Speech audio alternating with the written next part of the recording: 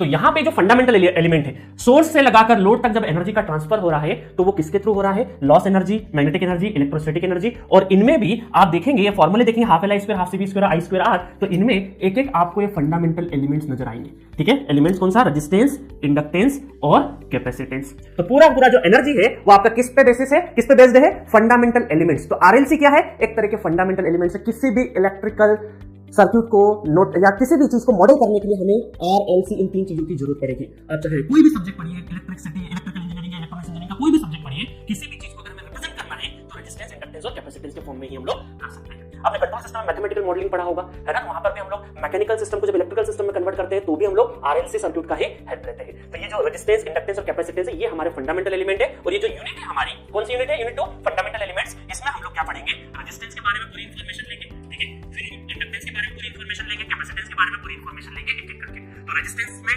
सारा रेजिस्टेंस का डेफिनेशन कहां से क्या आया है, इसके क्या क्या फॉर्मूले, सब कुछ पढ़ेंगे।